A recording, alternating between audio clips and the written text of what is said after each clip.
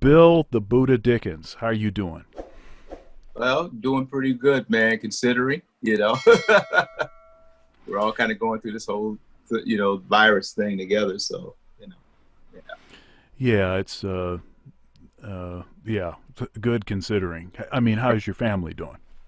Everybody's doing well. Everybody's safe and sound so far. I lost one of my dear friends this past Friday.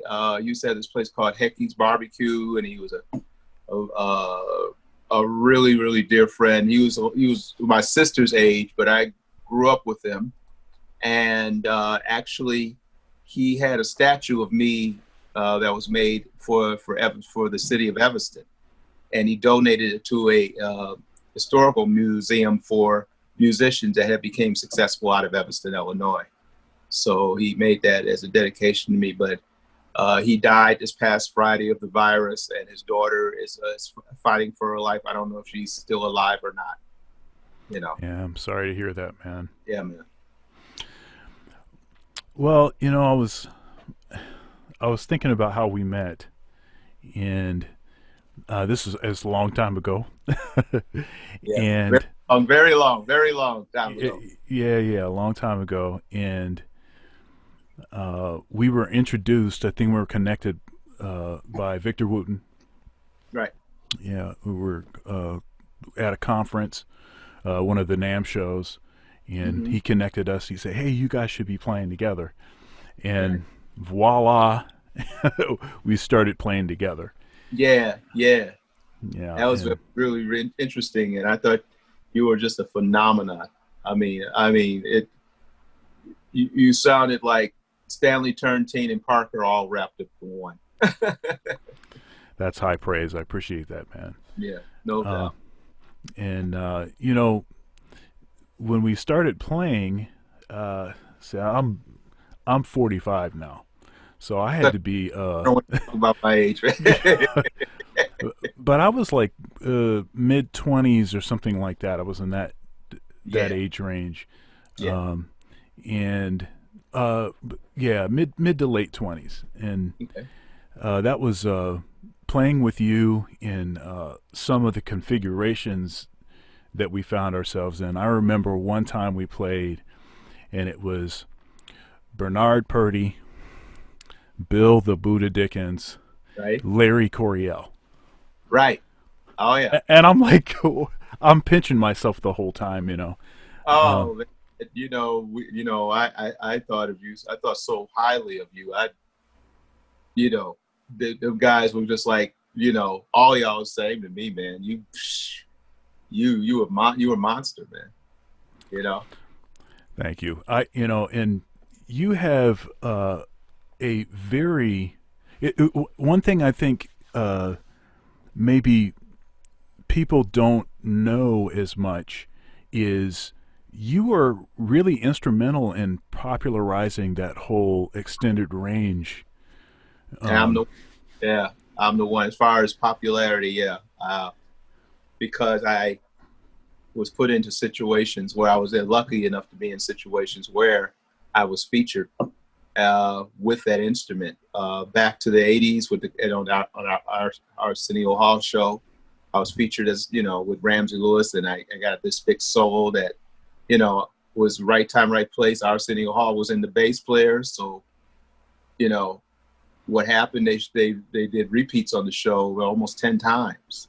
So you can imagine the millions of people that saw that particular show with me soloing, and that was pretty much his reason why he did that. And then I was on Live from LA, which was a big show back in the '90s, as the first uh, artist, instrumental artist on their show, and pretty much they just gave me free rings on that. And I mean, that's all over. It's on YouTube, and it was on there with Tupac's crew and Kelly G, Little Richard, and I was playing my seven. So like, when we go to commercial breaks, I take a solo, you know, there was a point where the announcer said, hey, told the audience, he said, listen to this cat, hey man, play something for the audience. And I went crazy. It was those opportunities, and that sprang me into a whole another dimension where it was, you're talking almost 30 to 50 million people have seen just between those two shows, what I Yeah. do.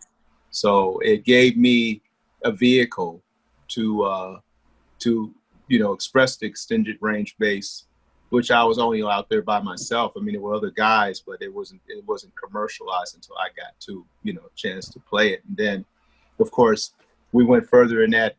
Bill Conklin and I, and we developed the 9-string bass, because I played piano. I used to do sound checks for Ramsey Lewis when I was part of the trio. One day we got a hold of a Bosendorf, a 9-foot Bosendorf with extended range keys. So you can imagine it was all black and white. You get to that what we can consider the first C, which is the lowest note, and then it was all black keys after that. Right. So I started playing chords. I said, man, these chords sound huge, and I was looking at that. I said, man, I wonder if I could make a bass like that would have that kind of richness, Yeah. And so it started in the 80s when I started with the 8-string bass, and that was a failure because that bass was almost $20,000. It was going to be built by Olympic. Matter of fact, I think the body of that bass still sits in the office of Olympic Basses. It was an unfinished product. So by the time I came out of retirement, because I retired for a couple of years and became a record producer, and I had some #1 hits, and I wrote for Aretha Franklin. We got 2 Grammy nominations from that. And Victor Wooten is the guy. Speaking of Victor Wooten, that's the guy that pulled my coattail. Said, man, you cannot quit. I said, man, I am making more money than I ever made in my life. I don't have the stress. Being a musician, everybody works for me, and life is wonderful. I'm working out of a $5 million studio. I had no more interest in the bass. It was in the closet somewhere. I would rather hire somebody to come and play bass, and I would oversee that, as a producer. But Victor he was persistent, as he's always been, and said, man, it would be a shame if my generation doesn't get a chance to see you. And so, long story short, I actually was in LA, and I was signed to MCA Records as a writer, staff writer, and producer. I had my 6-string Anthony Jackson bass with me, and it was exactly around the same time as the NAMM show. So here I am going to the NAMM show, no badge, no nothing. Nobody doesn't really know who I am, per se. And I get in there, and I remember, somebody telling Victor, hey, man, your boy Bill Dickens is here. And it was like, we hooked up and we started playing. We played. He stopped playing. He said, man, I can't think of nothing else to play. And I'm sitting there scratching my head like, I thought he was going to kill me, My head wasn't into that no more, So long story short, Victor introduced me to Bill Conklin because I was not intending to come back. He asked me, I said, I'm not interested. I said, the only way you can get me to be interested in bass again, if you hook me up with somebody you can hook me up with something with more strings. Why did I say that? You hooked me up with Bill Conklin, and the rest is history. And, one of the first things that I want to say to you, bro, is that for me to walk into Guitar Center and see my basses in there is historical, because we don't get that kind of advertisement or, publicity. So for me, it was a great accomplishment with the right people behind me, of course, but that whole extended range thing became very popular. It had a nice run of almost 20 years. But again, it's still that whole thing that when I got back to playing, of course, I had to build my chops back up again. Then I had a whole new set of enemies, and it was called the internet, And so you had a lot of kids criticizing me and criticizing all the speed I had. But I learned later that's what they were gravitating to. They were gravitating to the way I played, but a lot of people couldn't figure out how I played because I'd studied classical music. So right hand was like, it looked like a fist. So you could never see what I was doing, you know? So I went through that whole phase. But yeah, the whole thing with the 7-string bass, man, was that was what brought me back to playing bass again, you know. And but I would say I am more successful as a writer producer. Always, you know. So I don't know if you can see it from where you are, but in the back on the wall behind me. Yes, I see it. There you go. Now that's that whole thing with me. I headlined a NAMM show. I think you were there for that, and that was really interesting because we were doing a dedication to all the people that had died, including Michael Jackson. So here I am up here playing Amazing Grace, and it was supposed to be a beautiful background piece until Leo came in and turned it into a rock song. But it was cool. They honored me in 2019 with the Believe in Music Award, which was the biggest award of the year. Again, I was at that fork in the road. Like, I'm not coming back to NAMM. I'm done with that. I don't have that interest and want for free gear anymore. That's how I felt about it. And also too, I wasn't really doing clinics or demonstrations anymore. So they sent me the email and they said, "Are you coming to NAMM?" And I wanted to say immediately no. But then I read the rest of it and they said, basically he said, "Ladies and gentlemen, drum roll please. You are being honored with the Believe in Music Award for 2019 from the CEO of NAMM." Yeah, man. That's big stuff, man. Yeah, man. So I was very grateful for that. The other thing is I've been into acting. I'm in a motion picture called I'm Your Keeper, which will be released. I'm hoping, they said it was originally for May, but it looks like it may be the end of June. So I'm in that movie with Maui Music, who's the star of the show, along with my pastor, Daryl D. Griffin, and Jonathan McReynolds is in the movie. But yeah. So I'm playing basically myself, which that was the hardest thing to do, is to play yourself, because you never pay attention to yourself. You just kind of like, okay, this is how it is. You're just acting out. But once you got the script, and you got a script from almost the beginning to the end of the movie, it becomes complicated. Yeah. You know what I mean? Because now you're starting to really take notice to, well, who am I? I never thought of myself that way.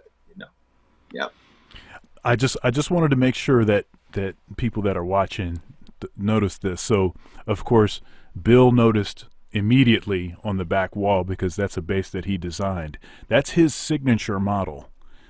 Groove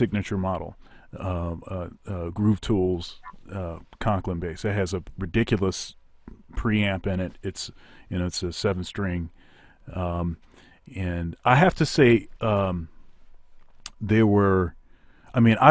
had the opportunity to play with a number of really, really great bass players. And you are of course among that number. And when I decided I wanted to start playing bass, there were a couple factors that entered into it. One of them was it was like 2004, 2005, it was in there, and Victor Wooten came to the university that I teach at to Ohio State, and he did a master class. And after that master class, I drove straight to the music store and I picked up a bass. And it was a 5-string Samick. And I never really warmed up to that bass. And I didn't know why, but I really couldn't warm up to that bass. And so I sold that one for a 6-string. And for whatever reason, that particular 6-string was a passive bass. It didn't sound the way that I heard. Like, it wasn't like hi-fi, but I spent a lot of time, practicing that bass. I really cut my teeth and learned how to play the instrument on that. And a buddy of mine, he started talking to me about this 7-string and this 7-string bass. This particular, it's like an off-brand called Galveston, which was kind of like a like almost like a knockoff of like a Conklin. Yeah. And so I got one of those, and that just really felt home. The more strings felt home. I actually I actually added another string. I was playing on an 8-string bass for a while, and then I started to sort of reduce. But really, what I always wanted was that 7-string Bill Dickens Okay. model, All right. and this must have been about a year ago. No, not quite a year ago. And this actually, I've only had that for about 6 months, 6 or 7 months. I went to a music store, and there it was. And I was like, "Oh snap! This is the day I've been waiting for." Yes. I picked it up. I was like, "Oh yeah, I got to do this." So then I went home and I was like, "Okay, how much gear can I sell?" I went back to the music store and got it, and set it up and everything. And that is such a monumental feat of engineering. That thing is Thank you. the the possibilities of sound out of that preamp in that thing is totally ridiculous. Yeah. Well, the whole reason, Sean, that preamp was developed by Bill Bartolini and myself. This is a touring musician. Mm-hmm. We, in a lot of cases, don't have the luxury of carrying our own gear with us. You have to deal with backline, and more times than not, I got some pretty crappy setups. Mm-hmm. So I needed to have a bass that I could just plug in a direct box and go through some monitors and still have the same consistent sound as if I would have an amp behind.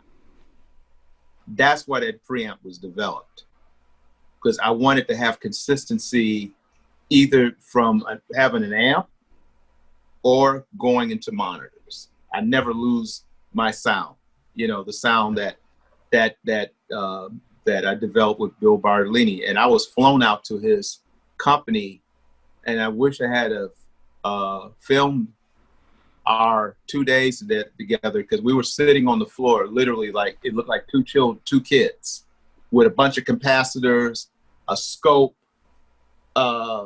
wires, everything. I didn't know what the heck he was thinking. I just told him, this is what I'm hearing. And he got it down to a science where, basically with the bass being turned off, it's a standard 9K on a parametric EQ. The first position above that is 12K, Yeah. which gives you sort of a kind of a sparkling sound that it's not how can I say, it's not brittly sounding, it's just a really nice high end sound. And most cats could use that. But where I live is at 18K. That's the third position. The last position is 21K. That's like for only the birds and the dogs can hear that. But it's a great frequency, and it just having that luxury and being able to do that. The other thing that I developed, which the reason why I got that Believe in Music award, because I was the first person in history of music, not the bass, but just music wise, that made an F sharp the note on a string audible. And I didn't even know that. But a lot of people said that it was impossible. It was impossible. I said, okay, I basically said to Bill Bartolini, I had my bass with me. It wasn't the signature, because signature wasn't out there. So it was probably one of the earlier Conklin models. I had maybe about 3 or 4 that I got from Bill Conklin before we got the signature line out. So I said, hey man, I'm gonna detune my 7-string, my low B down low F sharp. Find that frequency for me. I'm looking for that frequency. When you get to that frequency, the room should start shaking. And we kept going down the frequency until we got to 22 hertz. And that's where you heard the low F sharp sound almost like identical to a B. I said, can we put that in the bass? He said, no problem. So Yeah. when you pull, go ahead. Yeah. I mean, when I was playing on 8 string, my bottom string was an F sharp. Yeah, there you go. Yep. There you go. And I liked that because I didn't have to lose the symmetry because I was playing a lot of gospel stuff. I Okay. didn't have to lose the symmetry, and I could still get the B flat, that B Right. flat, and some of those other, and A flat and stuff like that on that lower string. So That's yeah, awesome. That's really. But you know, I'm probably going. I'm probably if I hear you play, you probably scare me to death because your facility on a sax is like that's where I dreamed of wanting to be as a bass player. You know, because you had so much facility, man. You played through changes.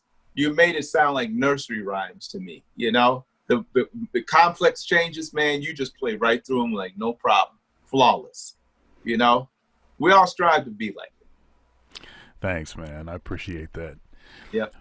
Um, all right, Bill. Let's go back.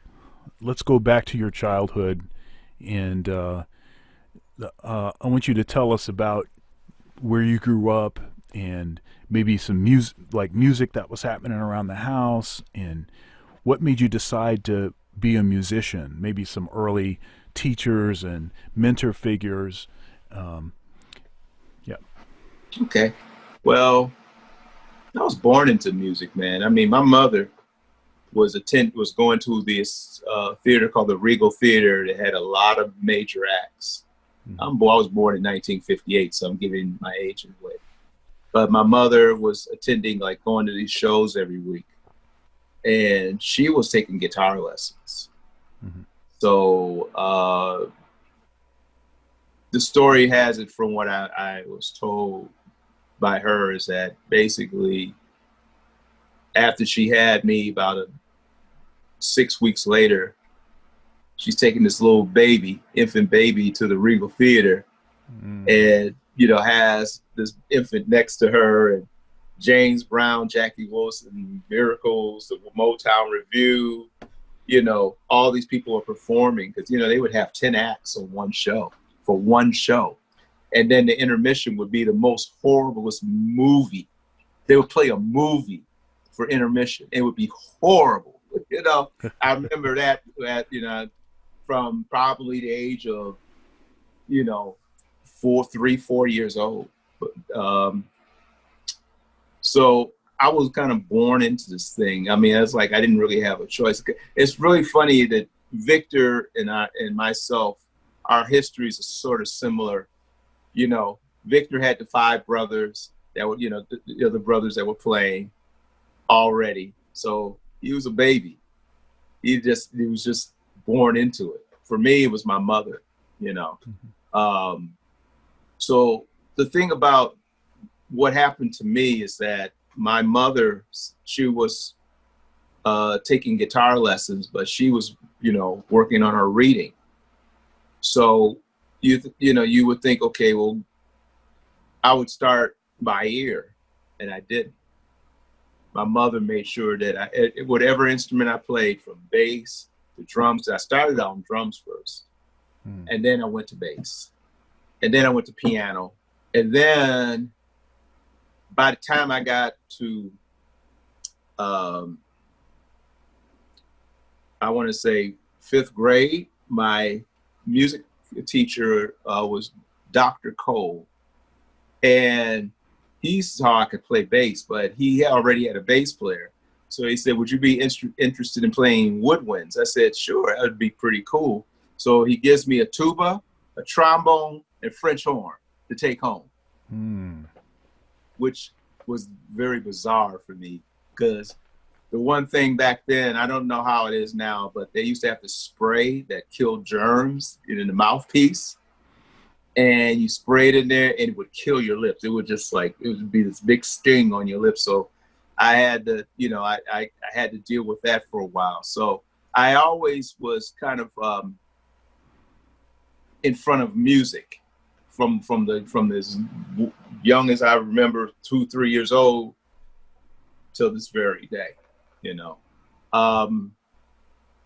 In my neighborhood, I grew up in Evanston, Illinois, and what was interesting about that time for me, I was playing both drums and bass, and I had all the gear because my mother would force my dad to buy all the gear.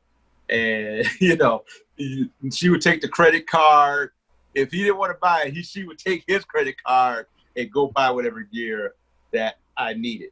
So I had a basement full of gear. Then I had gear also from if I was playing with a local band or so, we would rehearse at my house. So all the gear in the basement would be my gear and the band, the rest of the band. So I'm here messing around with everything that's in the basement, So, thing about Evanston at that time, we had a lot of great musicians, and growing up in Evanston for me was like every other block in my area, a band was rehearsing, but I was too young and too shy to knock on the door and go into the rehearsal. So I was always listening from the basement window. You know what I mean? I was that little kid just kind of sneaking up and listening to the whole band playing. And the thing that got me the most was how heavy the bass was. It's like everything else, the frequency, you wouldn't hear it until you get up to that window. But you heard the bass a block away, And that was a very big inspiration for me. Well, we had a lot of great musicians that came out of Evanston. One guy in particular, Bruce Fisher. You may not know of him, but the song Body Heat by Quincy Jones, he wrote that. We'll Go Around in Circles, he wrote that for Billy Preston. He also wrote You Are So Beautiful to Me by, Billy Preston, and it was Joe Cocker. And Yeah. Everstonian, man. Yeah. Everstonian. And he's still alive, man. I think he was a big inspiration back in those days, because I've always had this sort of ability to create on my own, because of being in Evanston and all the music was around me. I was actually kind of envy because of all of the instruments and stuff I had at my house. And, I would have people come by and jam with me. But it was, I wasn't the guy that learned by ear. I had to see it on paper. And what I figured out as a bass player, that especially when I was reading the Jackson 5 stuff, they had the book, Jackson 5 music, the bass line wasn't right in the book. Right? They ain't right. They didn't know what they didn't know what a rake was. They didn't know what a ghost note was. They didn't know, none of that stuff existed. That, I'm playing with one finger, and playing all that stuff. James Jamerson was so complicated, complex. It was just too hard to write out. So they took all of the great stuff out of the music, and you just basically had like very basic bass lines. But I was very fortunate that I was in the midst of James Jamerson and heard him as a little child. The same thing with Stevie Wonder. I was in the midst of Stevie Wonder and remembered his drum solo. So when I finally played with Stevie Wonder, one of the things I told him, I said, I remember your whole drum solo when I was a little kid. And it blew him away. I knew everything he played on that. I just, that, coming from that and then growing up in Evanston, I grew up pretty fast because, Sean, I started playing professionally when I was 13 years old. And I ended up playing on shows with Milton Bronson, Thompson Community Singers, Ranch Allen, Andre Crouch, and many others, and not knowing who these people were, who they were. You know what I mean? I was just this little, young bass player. But the hilarious thing about it, I remember playing at the Harry Crown Theater in Chicago, and I remember the gig was paying, I think $200-300. That's great for a 13-year-old, And so after the gig, this man with this black suit on, this hat on, came in, the theater backstage, and he said, "Are you in the union?" I said, "What's that?" you know, and so he went back and talked to the artist I was playing for, and so when I got my money, I think I got like $45, $50. The union took all the rest of the money, you Uh, know, because I went in the union, you know.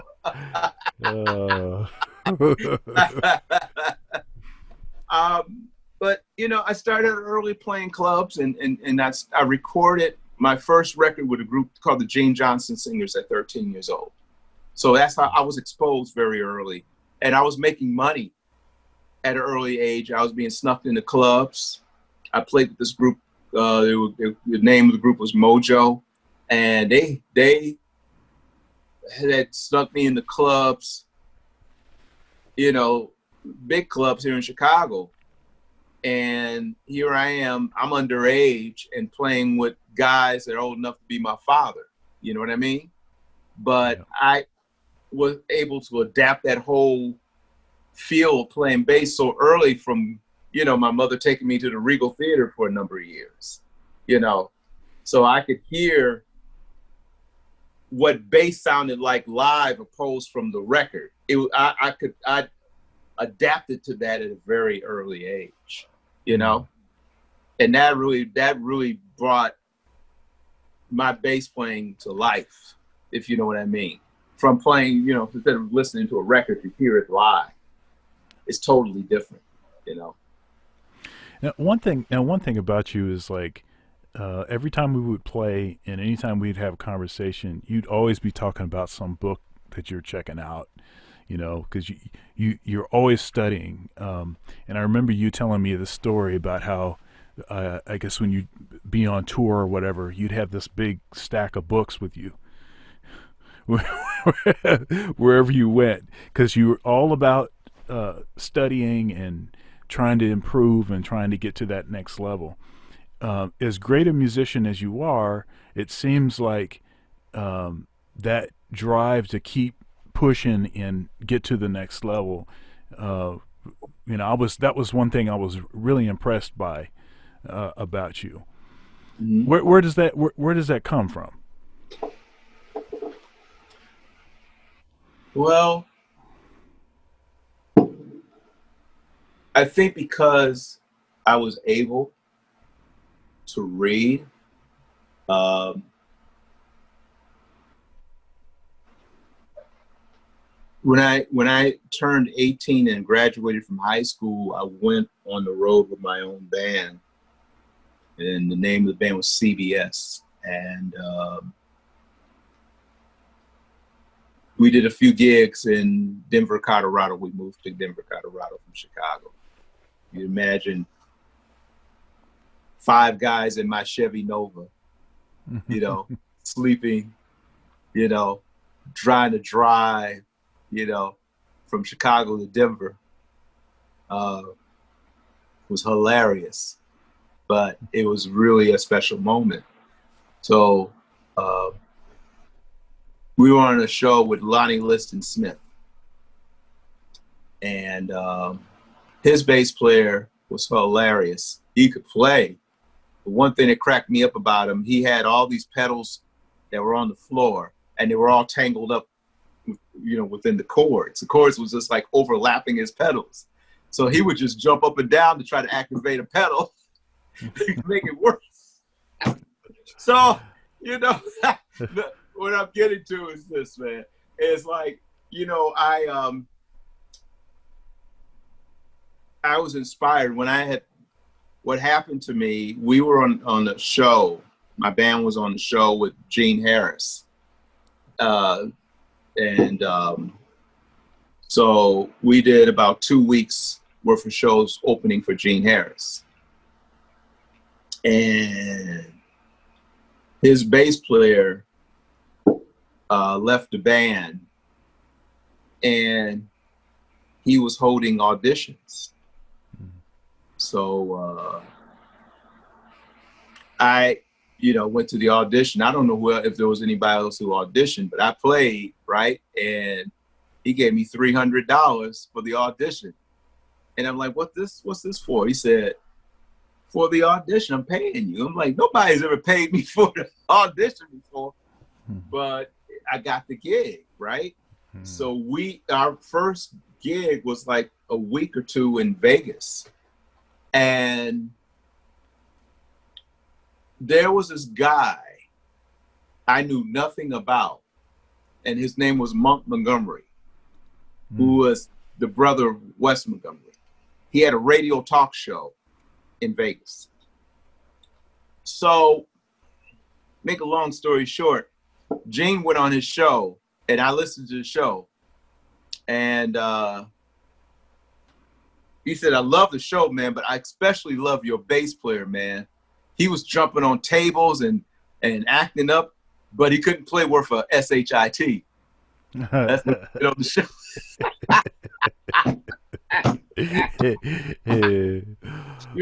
So I'm just telling you the truth. Yeah. So I ended up actually taking some lessons from him and really honing in on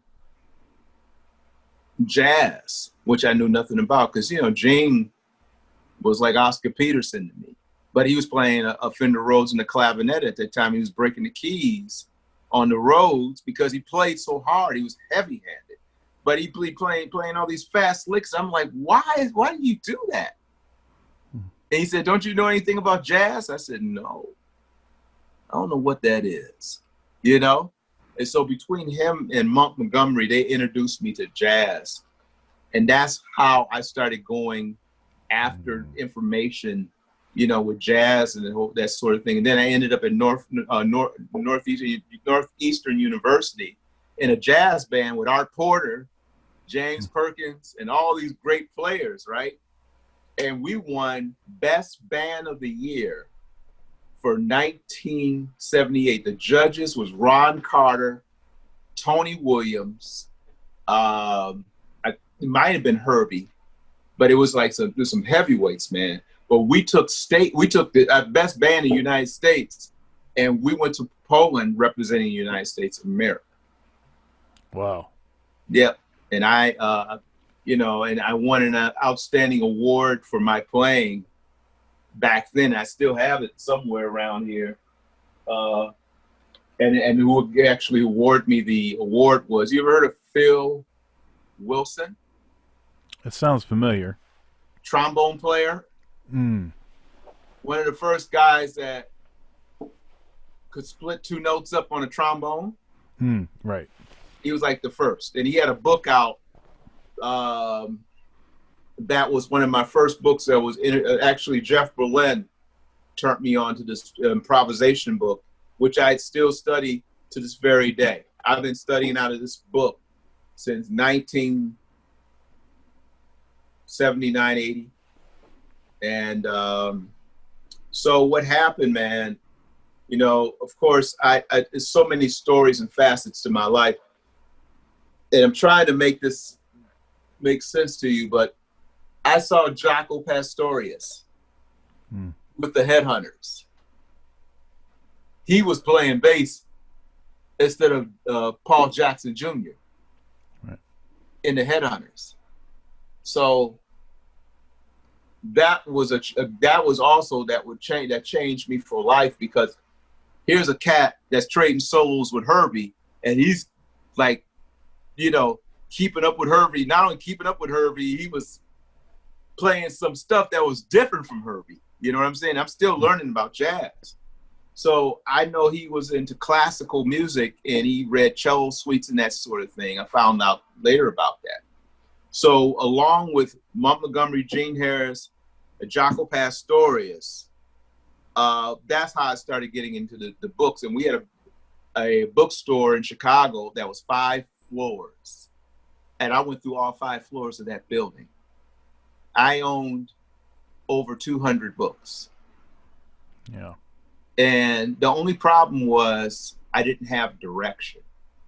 And so I would carry, 40 books, and I had another suitcase full of books.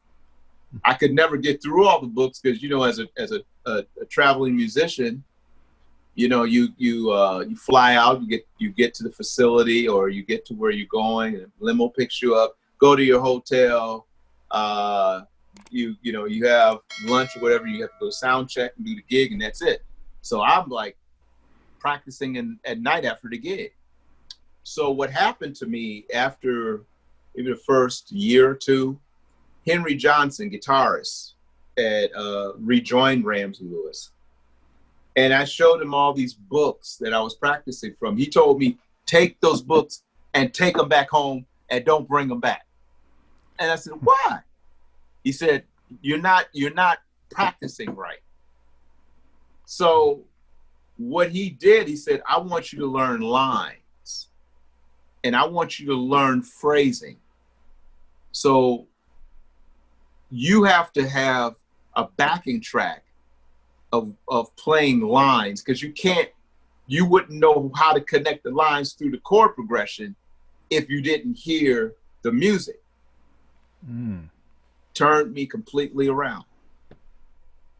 So from 40 books, I went to one book, Jamie Aebersold, 251.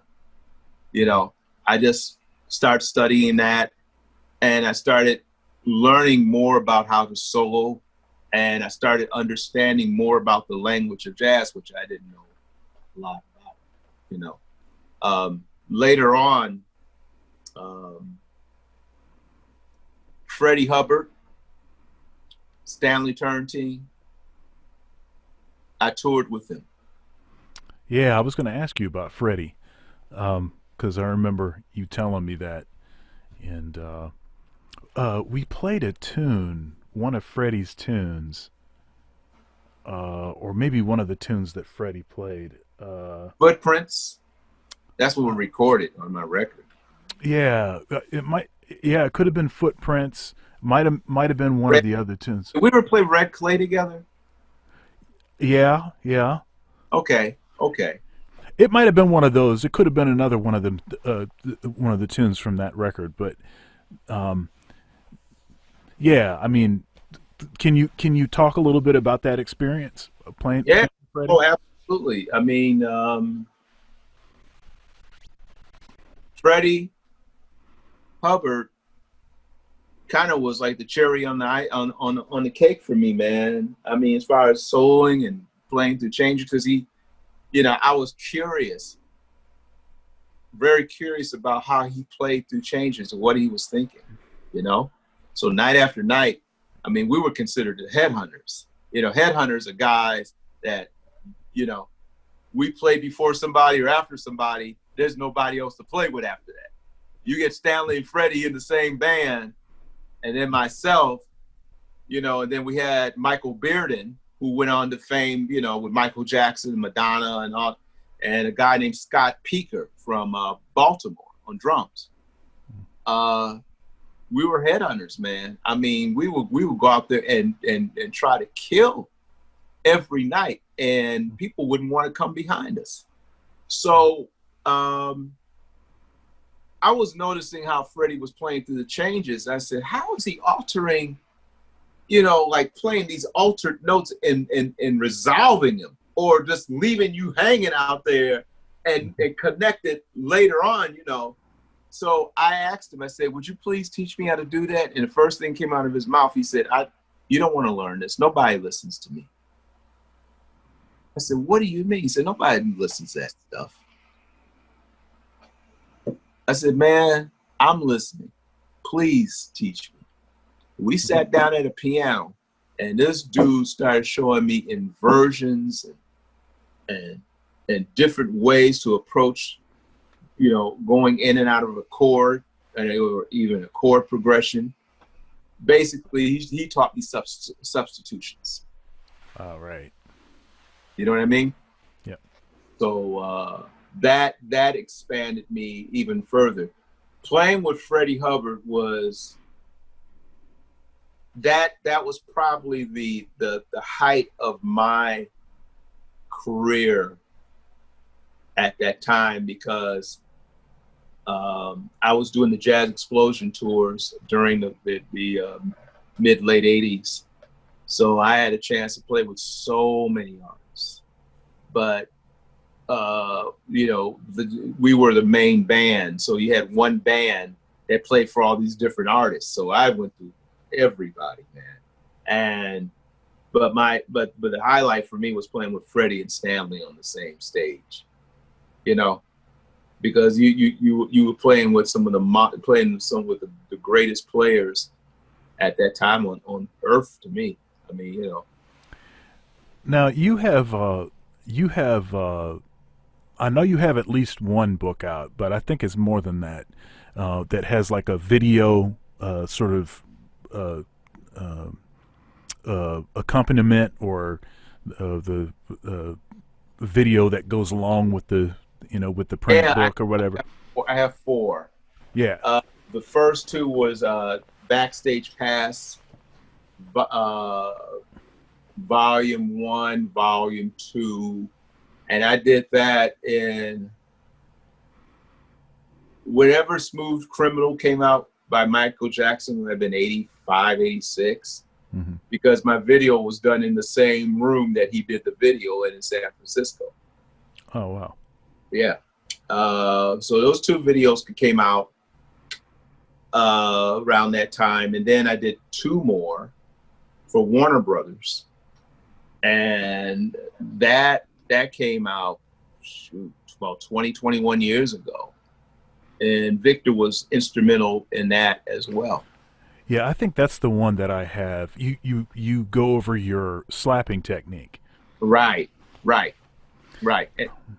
And then there's the Bass Beyond book that I wrote with that had they had one or two CDs with it, and I wrote that actually, Sean, without anything in front of me. It just came out of my head. And then when I figured out what I was going to do, I just started writing down. I created my own abbreviations, Hmm. whatever I was trying to do, as far as triplets or double thumb or playing with my nail, fingernail, whatever. I created those abbreviations out of just off the top of my head. So that whole book was created like that. Yeah, your slapping technique is I challenge folks that are watching this to uh, I mean, you got to get on YouTube and watch some Bill Dickens videos. Um, he has such incredible speed and power. It's really you've not heard anything like it before. Uh, you really have to check it out. And again, I'm kind of backtracking to another point in our conversation a little earlier, where I was talking about, you know, there are two bass players in particular that were instrumental in me becoming a bass player, deciding that I wanted to be a bass player. Victor Wooten was one of them, and Bill Dickens was the other one. Mm. And what's interesting is that um, I always gravitated towards more strings. And so when I started playing guitar about 6, 7 years ago, when I started playing guitar, I had the same experience where I just felt more comfortable with more strings on the instrument. Mm. And I think that a lot of that came from your playing in my head. You're from us, playing gigs, and from me listening to you and watching you play and stuff. Mm. Just all of the stuff that you're able to access with more strings and playing all over the neck and everything. Mm-hmm. Um, so again, I just wanted to give you your shout out for that and for being such an inspiration to me. Uh, Means a lot coming from you, man. Uh, the funny thing about it is that when we recorded my album, The Truth, it's funny, but I think I spent maybe 4, 5, 6, maybe even 6 years mixing that thing. mhm. And I actually gave up on it because I said, I'm so used to how the record business is, and I was like a little afraid to submit that record to a label without having that letter come in mail saying, "Oh, it's a great album, but not good enough." So this bass player, who was another phenomenal bass player named Cody Wright, was talking with him, and I was telling him that I was mixing the record. I was just gonna put it out there and let it fizzle. That'll be it. He said, "Wait a minute, man. I'm friends with the president of Rope-A-Dope Records, and he knows who you are. Won't you send it to him?" So it hadn't even been mixed yet. I sent him the album, and it wasn't even in order yet. So for me, I was expecting that big turn down. I get this text back, and he said, "Are you kidding me?" He said, "This is what Rope-A-Dope is known for," because they had Snarky Puppy at the time when that lady done it, right? So he was like raving about the record. It almost sounded like he was teasing me because I was so like, I was waiting for that big turn down, When I got that record contract, I literally, my hands were shaking like this, dude. I was so nervous to sign this thing because I knew I'm in my 50s and I'm getting a deal. You know what I'm saying? I'm getting a deal. And for me, it was like, this can't be happening. And I was grateful for that. But the other thing that you didn't know, that record was in 7 categories of the Grammys for pre-Grammy nominations. Wow. And you were part of that. Yes, that was, I remember vividly that recording session. Right. Or those recording sessions. I remember that vividly. It's definitely a highlight. I had a ball. Yeah, I mean, we had Steve Albini, who's the godfather of grunge music, as one of our engineers. Yeah. That's some heavy stuff. And then the only thing I added extra to that album was Mike Gordon from the band Fish. He did a duet with me, and that nipped it all in the bud, man. And long and behold, that record came out and it made some noise. It also sprung one tune off the album, Stop the Violence, is a video. And I did a remix on it, and it's going to be part of the movie I'm in. So how about that? You never know. You never know. You never know. All right. Well, let me ask you about your practice routine. So, different times in our lives we have more or less time to practice. But with this quarantine, has that opened up more time to practice? And when you do practice, what kind of things do you practice? Like, what kinds of stuff are you still engaged in that you're like, this aspect of my musicianship, I'm still working on this, so I'm going to work on this particular exercise? Well, I'm glad you say that because my book is right here. So you see this orange book here. This book is my 200 pages of music condensed.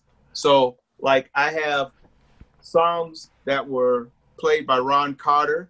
That's some of the first stuff. I start off with Another You, which is very complex and complicated because, Ron Carter is the king of double stops, man. And he puts them in the most oddest places. You know what I mean?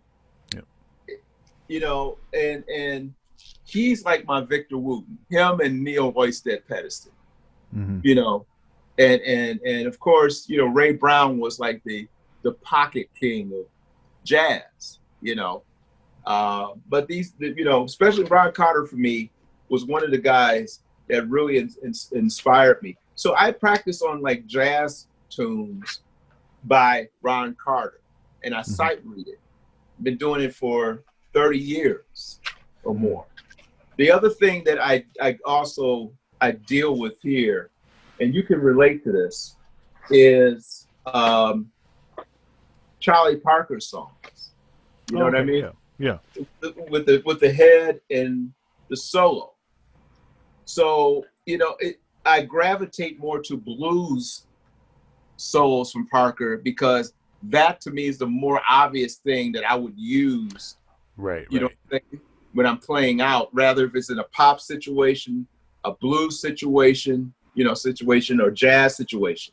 So I have 3-4 songs that are Parker based, songs with the head and the solos. I also haven't started yet, but let's see, I have Blue Bossa by Pat Martino with the solos. So I'm just telling you kind of like where I go with this whole thing. I have the solo of Freddie Hubbard called Bird Like. Yeah. That ain't easy. You could play it. But for me, it's like, man, that's puzzling, man. You know, what that cat played on that thing was just incredible, man. Of course, Clifford Brown's solo of Confirmation. Mm. You see what I'm saying? So I have a variety of solos, Miles Davis Solar, So that's part of the book. And of course, I have giant steps in here that I still practice from time to time. My whole thing is like, the more I practice this stuff, the better I can execute playing through changes. It's kind of like gets in your subconscious. It's like, I don't know how you approach it as a musician, because your playing is so on a high level. Every time I go and listen to my record and hear you play, it reminds me of Gerald Albright. It's like you just play through the changes with no problem. Me, it's kind of like I have to think about it for a minute. It just seems like it comes natural to you. The other thing is I have, let me skip things here. I have, let me find this one page. Okay. So I have George Benson 251 licks that I play. Okay. But wait a minute. It gets better than that. I have 251 licks, of course, from Charlie Parker, Herbie Hancock. Let's see, is anybody else in here? I think that scaled it down. No? Yeah, that's it. So I have, bebop solos from those guys that I practice as well. And the other thing that's very important to me is like I have all the James Jamerson stuff from Standing in Shadows of Motown. I have all of those bass lines because those bass lines are the closest thing ever written, from James Jamerson. But one thing I have is I Was Made to Love Him, which was I Was Made to Love Her by Stevie Wonder, but Shaka Khan recorded. It's Anthony Jackson on bass. Have you ever heard that? I think so. If you sight read this chart, it's insane. It's insane. Matter of fact, last year I was with Marcus Miller. And I've been knowing Marcus Miller since 1983. We were kids, Marcus asked me, he said, why do you play a 7-string bass? I said, 1, I play guitar. 2, I play piano. 3, I don't have to shift up the neck like you do when you have to read. So if you're going from, a low E, which is your lowest note, unless you detune down the B, you still have to go up the neck to read above, a high A or B. So where you're at an octave higher up the neck, I'm almost in the same position. I don't have to move. And it helps me as a reader, because a lot of times shifting up and down the neck, if you don't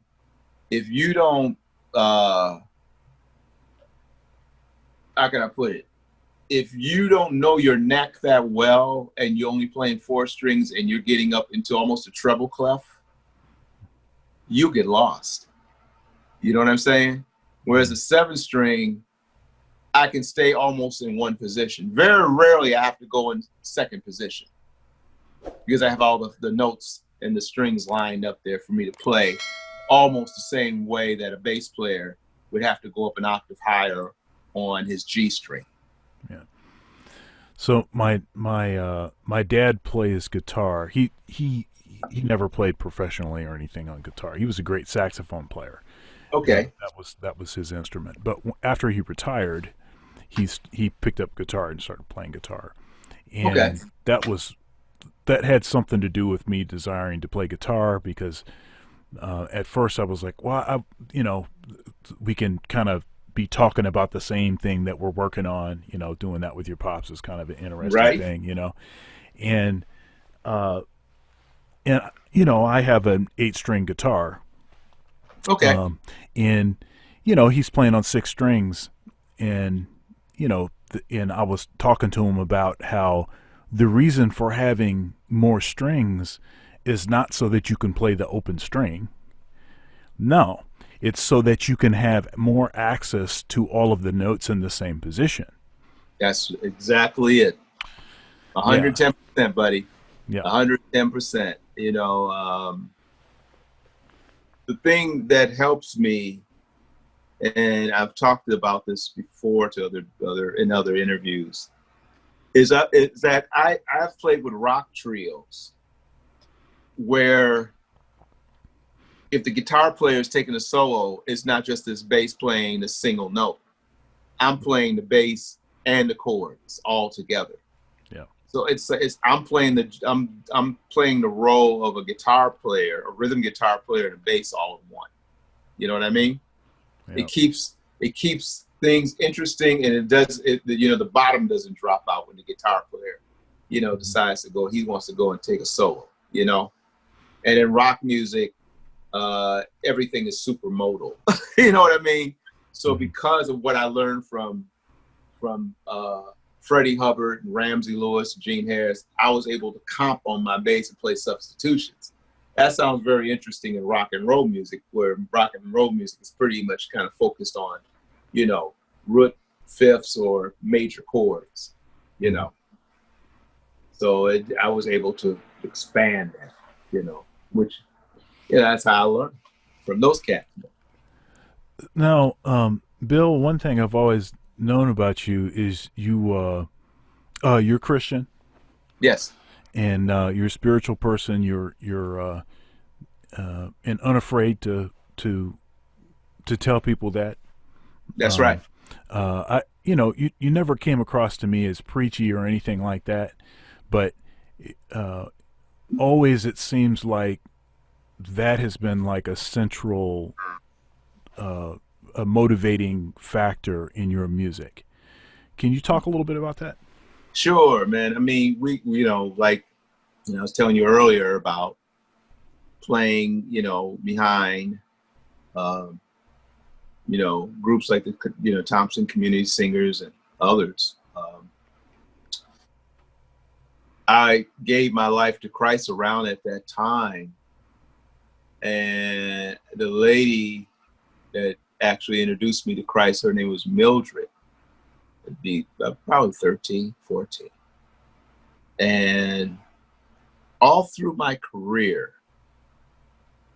I always was put in a situation with people that were God believing people, even if I was playing circular music.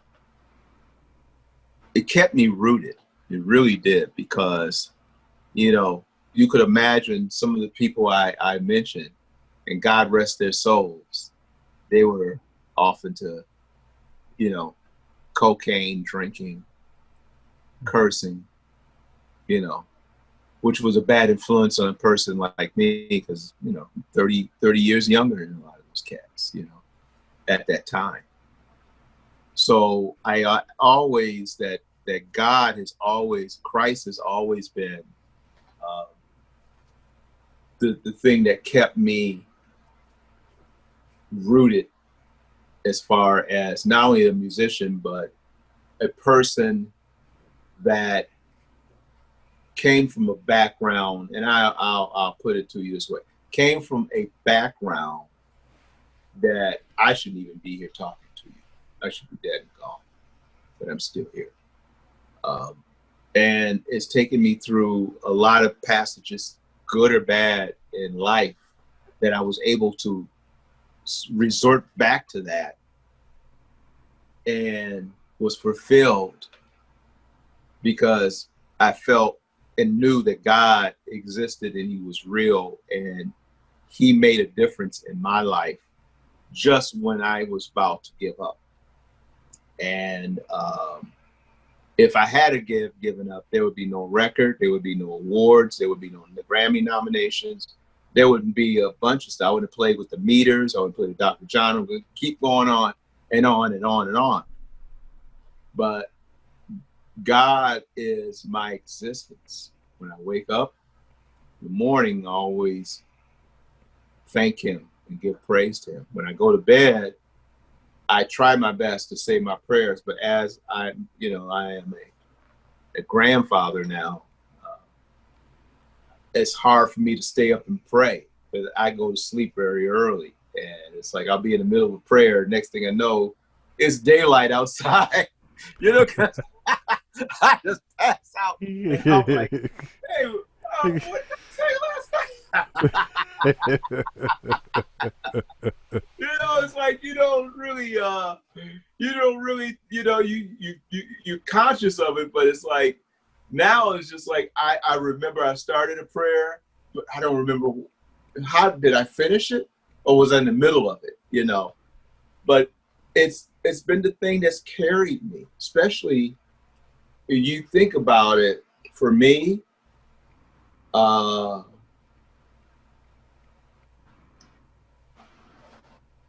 most of my friends are dead because they didn't have God in their life. And they didn't have any solid foundation that could bring them out of the negativity and the darkness. And I'm talking about musicians. Mm-hmm. They all had kind of looked at life as a negativity. So that's why they took the drugs, and that's why they got in trouble, and that's why some of them got killed, and some of them died.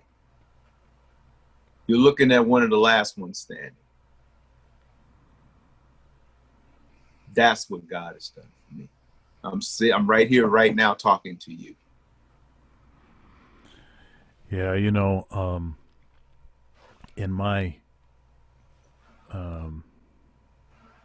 playing and in my teaching and everything, I see all of this as my reasonable service. It's all this active worship, right? Mm-hmm. It's all worship. Mm-hmm. It's not just about going to church. Going to church is important, but it's not just about going to church. It's about every activity, testifying and suggesting that there's something different. There's a different reason for why I'm doing certain things. Mm-hmm. And it's not a preachy thing. It's not about even ever having a conversation with anybody, mm-hmm. unless they ask me. It's just, this is how I see it. And if I can help people by playing the way that I play, which doesn't come from me, it comes from someone else, something else, something greater. Mm-hmm. Then it's worth it. Then that's it's the positive exchange. Mm-hmm. it's kind of challenging, you know, like being in certain situations, certain settings. Like, you know, I teach at a university, Mhm. and there's certain topics that, you know, you not really, but aren't the kind of topics that they really want you to to bring up. But often, uh, that topic really is the only answer. It really is the only answer. There's not really another answer that is. Yeah, Yeah. Hey, man, that's why I'm shaking my head. It's the truth, man. yeah, yeah. Uh, and they suppress that. You know what I'm saying? Because that's suppressed so that people uh, don't use that to come together. They want people to come together by what they insert into institutions. Mm. I get that.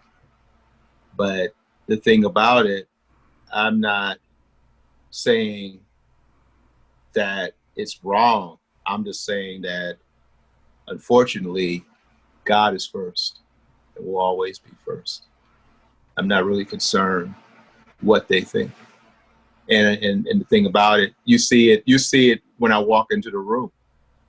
It's you know, it's that aura that you can see God and you feel it come into the room because I know that He's surrounding me with His protection and His love that I express to others. One thing I will say to you, Sean, I spent 17 days in Israel touring. Mm.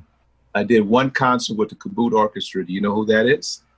The Kabut Orchestra is the surviving refugees of the Holocaust. Oh yeah, yeah. Mm. 100-piece orchestra. I also spent a day at the concentration camps in Poland Mm. as a tourist. So I saw everything that you could imagine on film. I saw it. I walked on top of human hair. I went to the ditches and I went in the gas chambers and I went in these places and I spent a day there. And it made me realize how real God was. When I went to Israel, I was standing in the place where Jesus ascended into heaven. The footprints were there. I went into the tomb and walked in there where they buried Jesus. I also went to the table where they laid Jesus after they crucified him, which is the same table. And it was nothing but women around that table praying constantly. Mm. Uh, I also went to the place where Jesus got baptized. Mm. And it was hilarious because one of my favorite hobbies is fishing. And that whole pond where Jesus was supposed to be baptized was full of gigantic, 14-pound catfish who were mating. Mm. I was so mad I didn't have a fishing pole. I wouldn't have had to even cast it, just drop my line in there and just pull the fish out. Yeah. But I went across the Sea of Galilee in a boat and I saw this cloud and it looked like an eye. It looked exactly like an eye. And I said to myself, what are you doing with me, God? Why you have me here? What is the reason I'm here for? And I learned through that journey that God picked me out to do something great for his glory through my gift. Mm. Not just music, but just as a speaking and representing him. Mm. I had a girl recently tell me, you speak like a prophet. I said, well, I wouldn't say it's a prophet. I speak like somebody that cares. I can't take you that credit for being that. But God has always been in my life in every situation. He's made it known that his presence was always there. Even around people that don't believe in God. I can still have a conversation, but they're gonna feel something spiritually that they normally won't feel, that I cannot explain. I know it's God, but you know, that's how I look at it, bro. You know, Well, thank you for sharing that. absolutely. Um, how about future goals? What do you have brewing? So right now, as we speak, I have a single out with Prince's cousin Morris Mills from Chicago, called Automatic. The album should be released beginning of next week.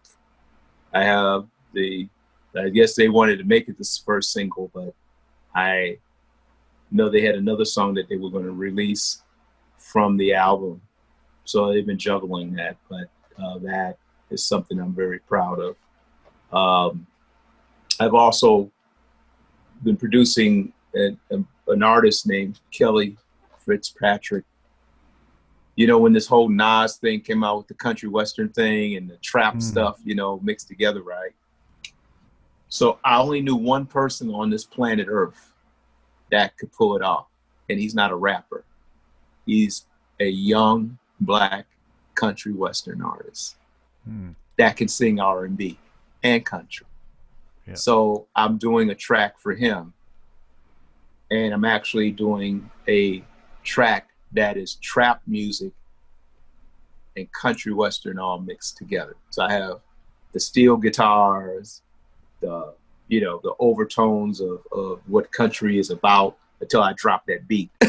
Right, right, Then, right, right, right, right. oh, and I love that because Nas didn't use the country western industry to make that the biggest record of the year.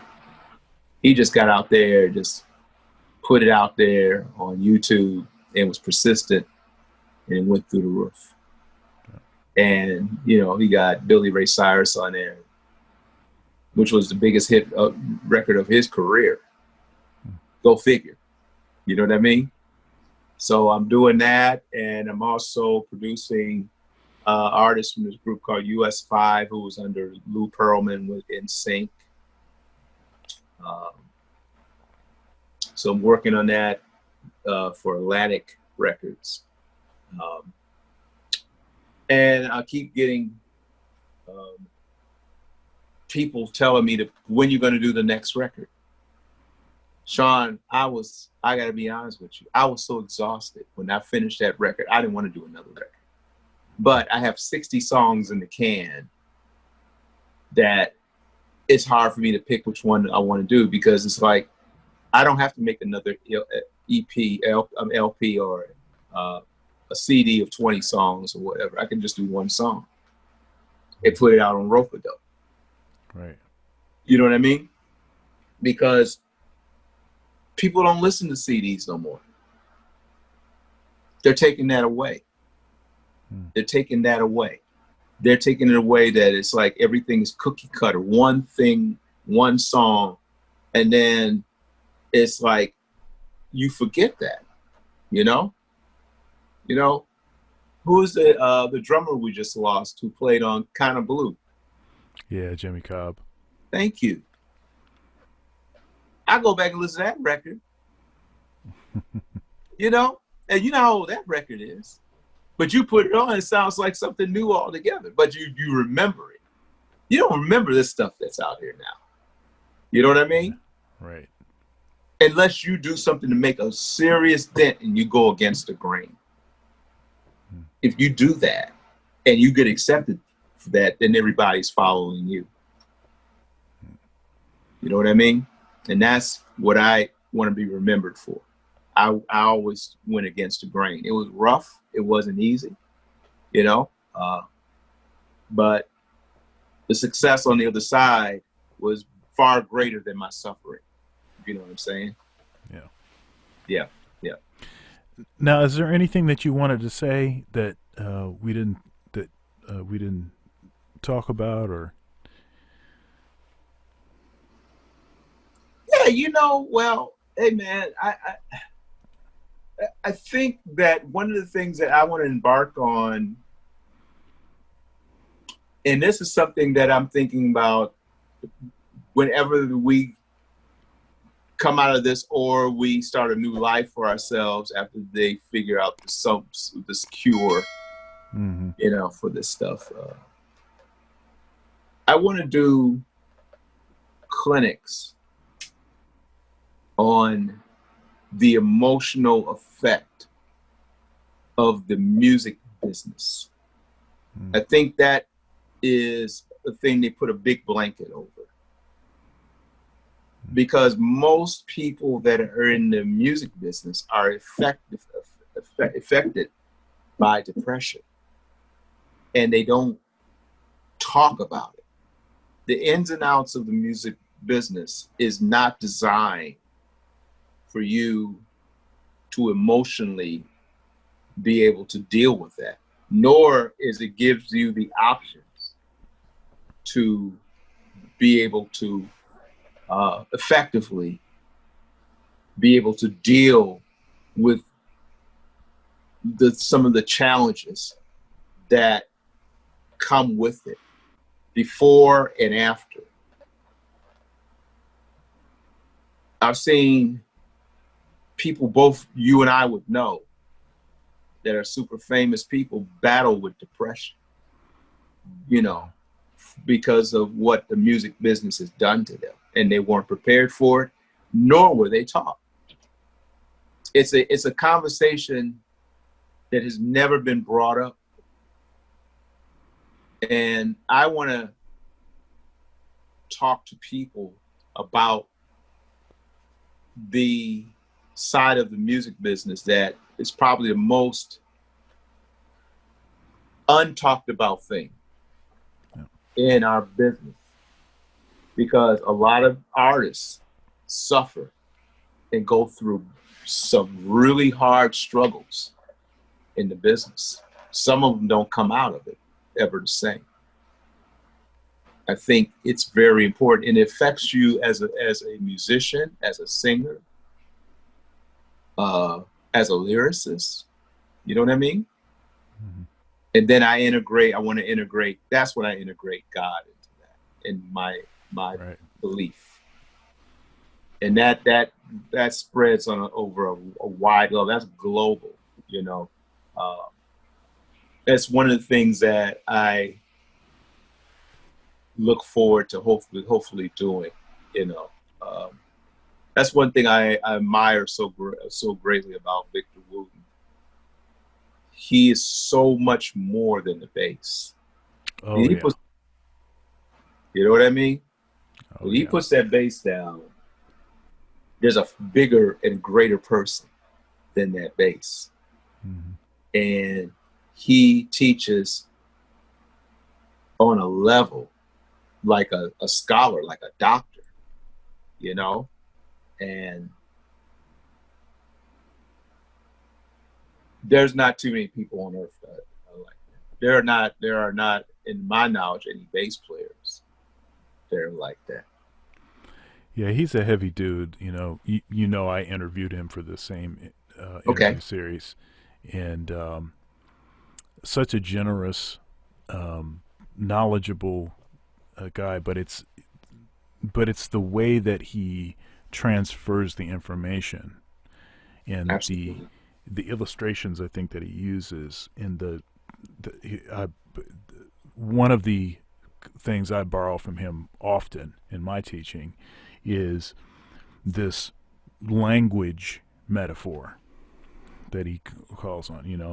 Music is a language, that whole thing, and the whole thing about jamming with the with the greats. You don't put a kid that can't speak English with other kids that can't speak English, because then nobody will ever be able to speak English, right? That That's right. kid can't speak English. They're around people that are experts at the language. Their parents, Right.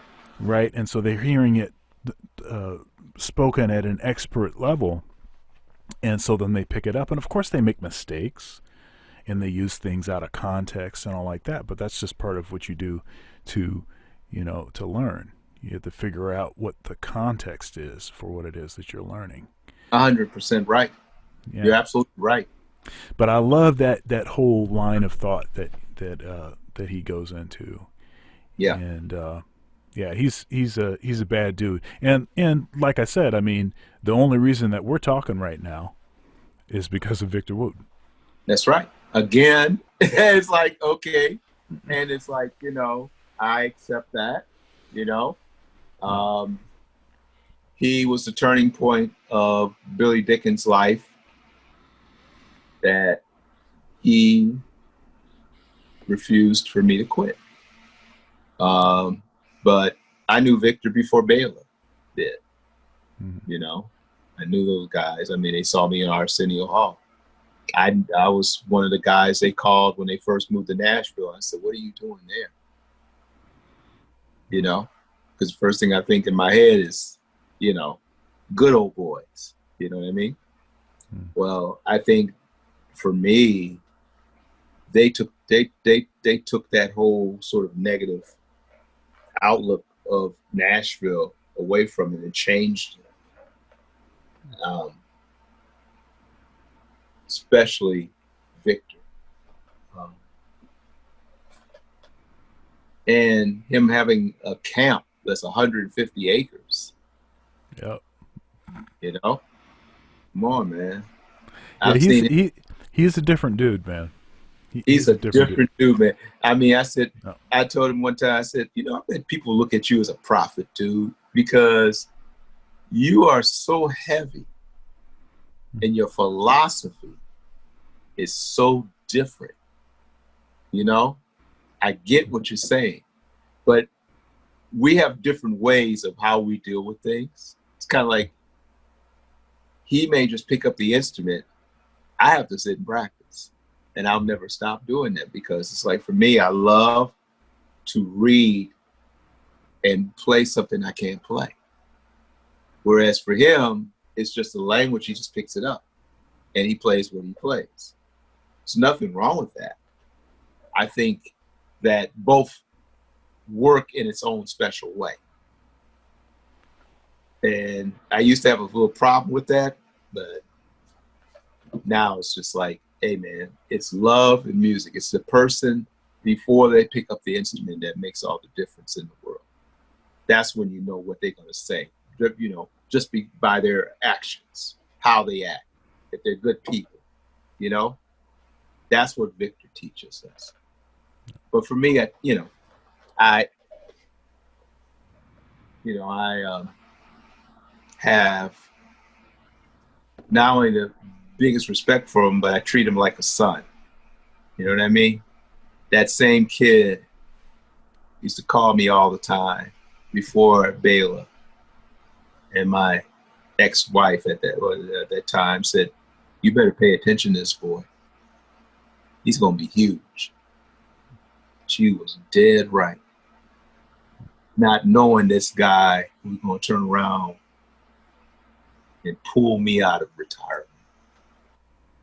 You can't believe it, man. It's just so hard to believe.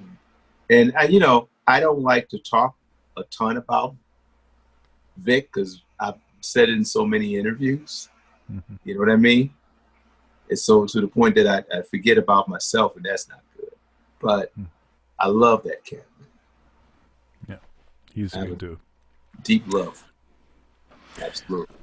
Well, Bill, thank you so much for your time and your energy. Thank you, bro. I pray for you and your family. You too, bro. I pray for our community, and I pray for the day that we can get back on the stage in front of an audience safely. Absolutely, and hopefully you and I can play bass together. And I ain't heard you play yet. Yeah, maybe I'll send you something. I'm gonna put my bass on the stand and go sit down somewhere and listen.